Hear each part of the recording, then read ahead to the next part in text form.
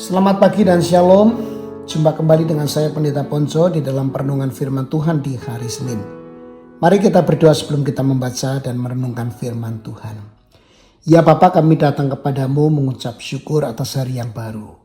Terima kasih untuk kesempatan kami boleh membaca, mendengar dan merenungkan firman-Mu. Tolong kami ya Tuhan untuk kami boleh melihat kebenaran Tuhan dengan penuh sukacita untuk kami lakukan dalam kehidupan kami. Di dalam nama Tuhan Yesus Kristus kami berdoa. Amin. 2 Samuel 6 ayat 6 dan 7 berkata demikian. Ketika mereka sampai ke tempat pengirikan Nakon, maka Usa mengulurkan tangannya kepada tabut Allah itu, lalu memegangnya karena lembu-lembu itu tergelincir. Maka bangkitlah murka Tuhan terhadap Usa. Lalu Allah membunuh dia di sana karena keteledorannya itu. Ia mati di sana dekat tabut Allah. Bapak Ibu Saudara, kita tahu kata kudus berarti terpisah, lain atau berbeda. Dan ketika Alkitab menyebut Allah kudus, itu berarti dia sepenuhnya berbeda dari kita. Kekudusan bukan sekedar salah satu sifat Allah. Kekudusan adalah esensinya.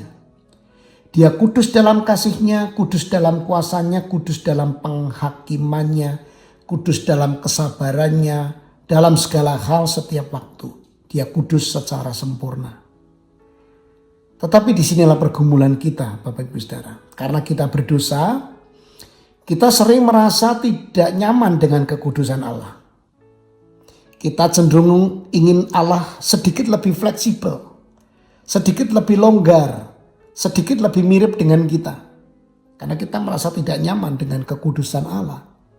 Sedangkan kita orang yang berdosa.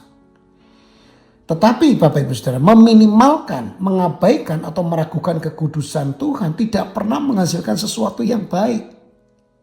Justru ketika kita melupakan kekudusannya, kita mulai meremehkan dosa.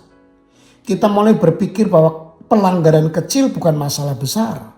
Kita mulai melanggar batas moral tanpa rasa gentar. Nah, dalam 2 Samuel 6 ada kisah yang sulit kita baca, kita cerna, yaitu kematian Usa. Tadi kita sudah membaca.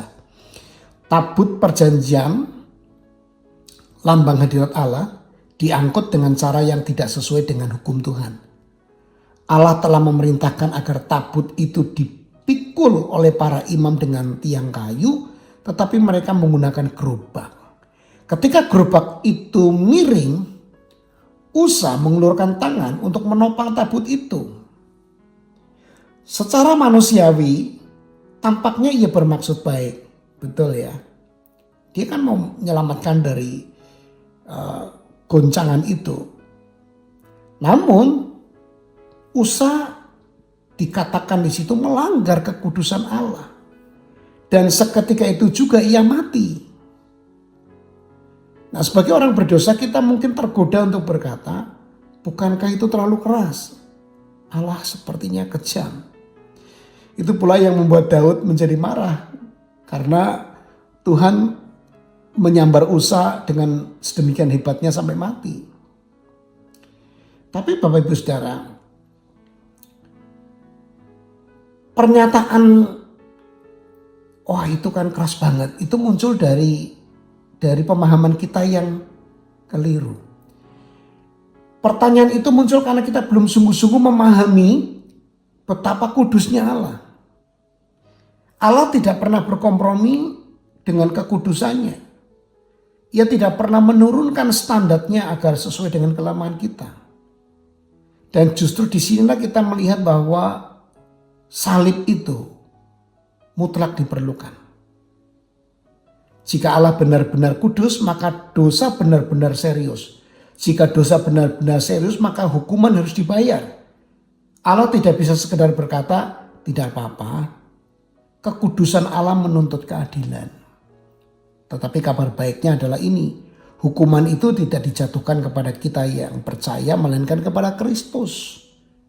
Terus sebabnya saya katakan mengapa salib itu mutlak diperlukan di sini. Kematian Uza seharusnya tidak membuat kita mempertanyakan kebaikan Allah kalau kita paham tentang kekudusan Allah. Sebaliknya itu seharusnya membuat kita semakin kagum pada kasih karunia Yesus. Karena melalui salib orang-orang berdosa seperti kita, Bapak Ibu dan saya, bisa berdiri di hadapan Allah yang kudus tanpa binasa. Hanya ketika kita memahami kekudusan Allah, kita akan mengerti betapa mengerikannya dosa. Dan hanya ketika kita memahami betapa mengerikannya dosa, kita akan terpesona oleh betapa indahnya anugerah. Janganlah kita mencoba membuat Allah lebih kecil agar kita merasa lebih nyaman. Biarlah kekudusannya membuat kita gentar dan sekaligus bersyukur karena di dalam Kristus kita diampuni dan diterima. Mari kita berdoa. Ya Tuhan yang Maha Kudus, ampuni kami ketika kami meremehkan kekudusan-Mu. Ampuni kami ketika kami menilai Engkau dengan ukuran kami sendiri dan menganggap dosa sebagai hal yang ringan. Ajarlah kami untuk melihat Engkau sebagaimana adanya, kudus dalam segala hal. Beri kami hati yang gentar akan Engkau, hati yang membenci dosa, dan hati yang menghargai hukum-Mu. Terima kasih untuk Tuhan Yesus Kristus yang menanggung hukuman yang seharusnya kami tanggung, supaya kami dapat berdiri di hadapan-Mu tanpa takut akan kebinasaan. Biarlah hidup kami mencerminkan rasa hormat yang dalam kepada kekudusan-Mu dan syukur yang tulus atas kasih karunia-Mu. Di dalam nama Tuhan Yesus kami berdoa. Amin. Selamat beraktivitas, Tuhan Yesus memberkati kita semuanya.